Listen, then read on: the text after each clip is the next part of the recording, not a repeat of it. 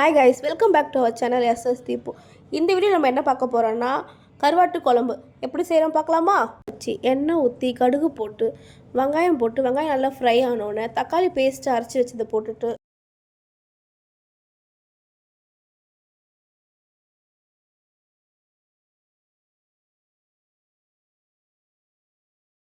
தக்காளி பேஸ்ட்டு போட்ட உடனே ரெட் சில்லி பவுடர், தேவையான அளவு சால்ட். இதுக்கு தேவையான காய்கறிகள் கத்திரிக்காய், முருங்கைக்காய், மாங்காய், வாழைக்காய், வாழைத்தண்டு, மொச்சக்கட்டை, முள்ளங்கி.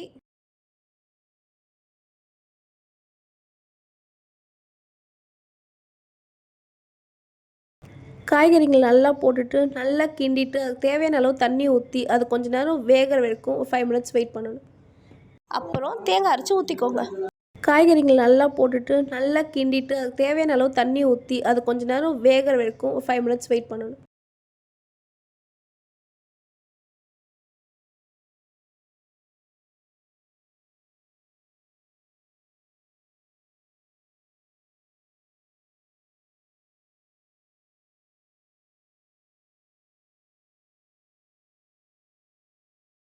ஃபைவ் மினிட்ஸ்க்கு அப்புறம் கருவாடு போட்டு நல்லா கிண்டிட்டு ஒரு கொதி வந்தோடனே புளி தண்ணி ஊற்றி கொஞ்ச நேரம் மூடி வச்சா சூடான கருவாட்டு குழம்பு ரெடி.